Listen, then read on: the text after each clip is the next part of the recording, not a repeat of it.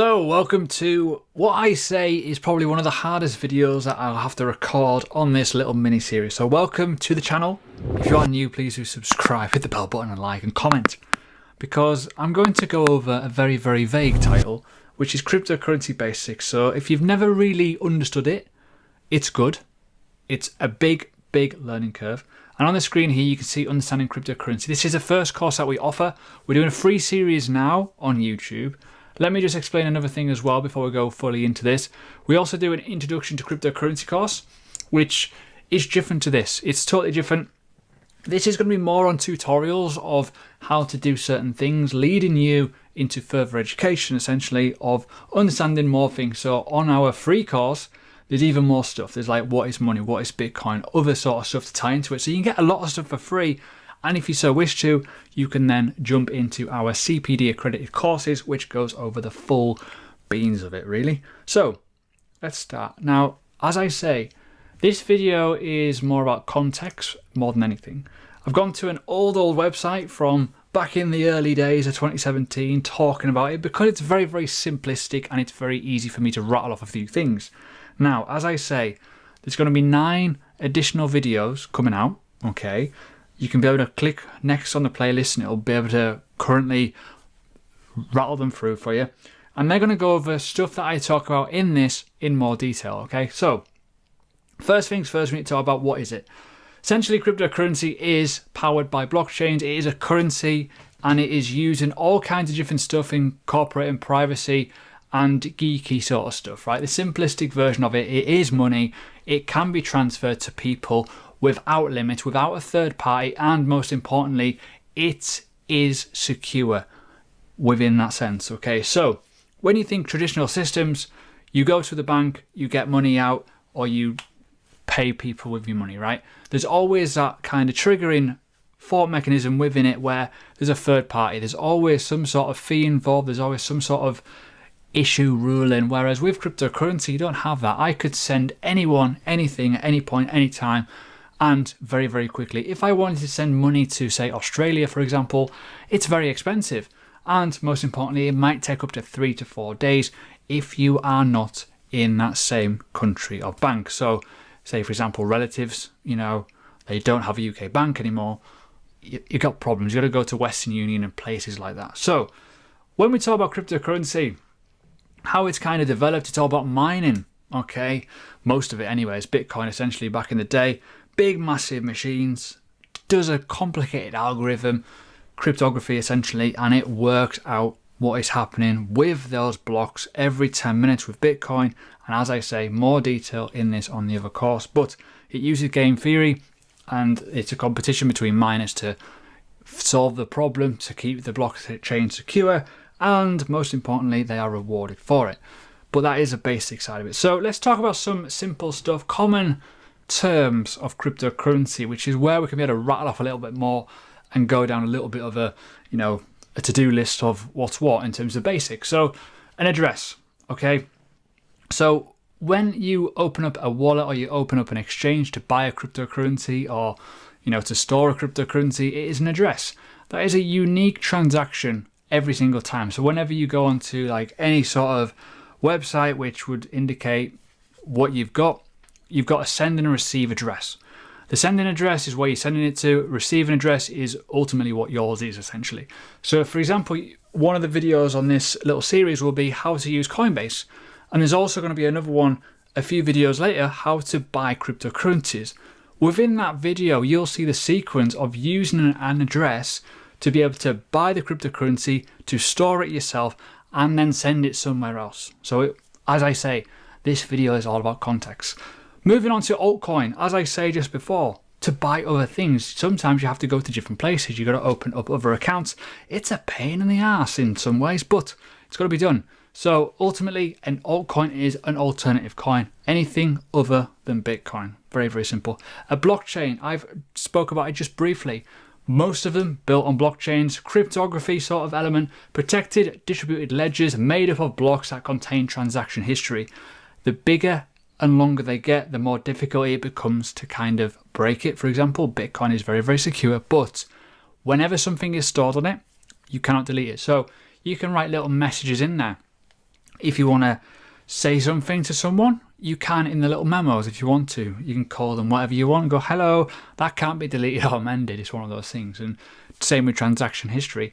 A lot of people feel, especially people that don't understand the industry, think and believe that cryptocurrency is good for criminality. It's really not. Reason being, every transaction is somewhat tracked. Not ideal. So, moving on to the other one is a fork. Not the fork that you use to eat your food with. It is a variation of two different types of forks. You have got a hard fork and a soft fork. A soft fork is basically software code where they're going to, make it a bit better, enhance the software to make things a little bit more efficient. For example, with Bitcoin Cash, they've recently done a soft fork allowing them to have a better block size very, very recently. A hard fork is where it splits. This would indicate basically a change in direction between the developers of the team, and they change the blockchain. So for example, with Ethereum, you've got Ethereum Classic, okay? With Bitcoin, you've also got Bitcoin Cash and multiple of other Bitcoin variations in there, which is not ideal. It can be very confusing, but they are better versions essentially, but not the correct Bitcoin, if that makes sense. It's better in terms of it's a bit faster and that's about it. But other than that, doesn't have the same characteristics of what Bitcoin has in security. HODL. Now, this is not a misspell. This is a very interesting term. It was based in a forum message. Basically, hold on for dear life, essentially, is what it stands for. And yeah, as it says, it's not a misspell. It is traced to a drunken misspelling in a forum post, and it's stuck. It's just one of those things where you see it and that is what it means, okay? Initial coin offering, an ICO, is where they are brand new coins coming to the market where it could be some sort of development. Now, there's also another variation of this called IEO, which is initial exchange offering, where exchanges will do the offering as well with a coin. So this coin could be most coins that you see have had an ICO, or they've been backed by something, and ultimately you can buy them before launch, discounted essentially in some ways, not always the case, but yeah, that's how they come to the market. A smart contract, now this is where it gets a little bit more complicated. This is what essentially Ethereum uses, smart contracts, and other networks as well now have smart contracts. It is an agreement written in computer code allowing you to execute certain things when conditions are met.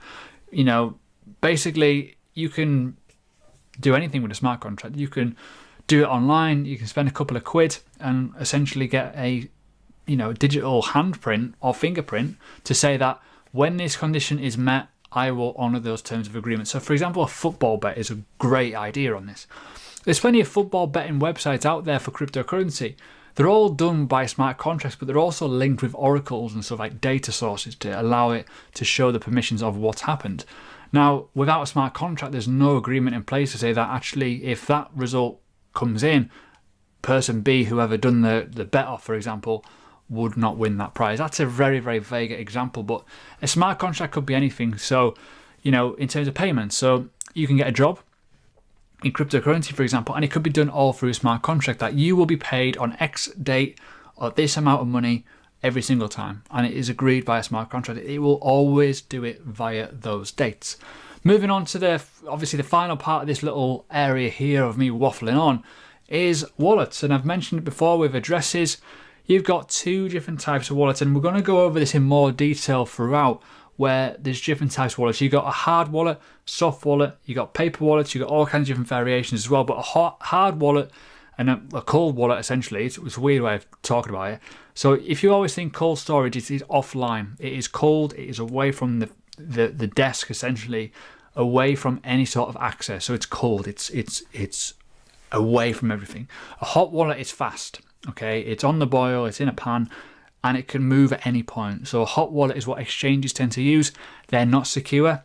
You need to be aware of risk management in terms of investment assets. So this is why ledgers come very, very important, and you'll see this in the ledger and the wallet little video that we'll do in a couple of weeks' time. So with that, there's a lot of things to take in on board, and a lot of these things will kind of cross over with other bits of content as we go along.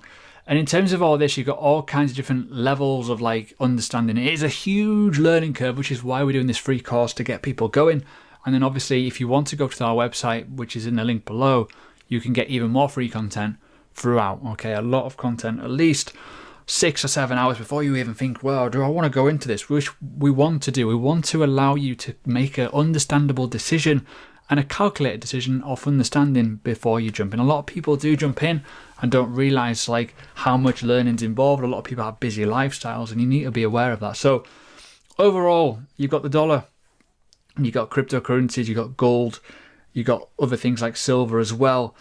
They're all assets, property assets essentially now. Cryptocurrency is a real legitimate thing. A lot of people can't get their head around it because you can't physically touch it, but you can hold Bitcoins and they are becoming vitally or majorly valued now in terms of what they are used for.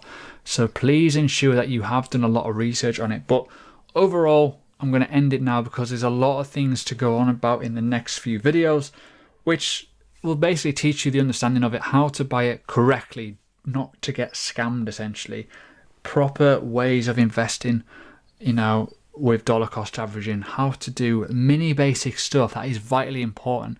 A lot of people get scammed in this industry. They basically go to a website, they buy something, it's like, oh my god, what have they bought?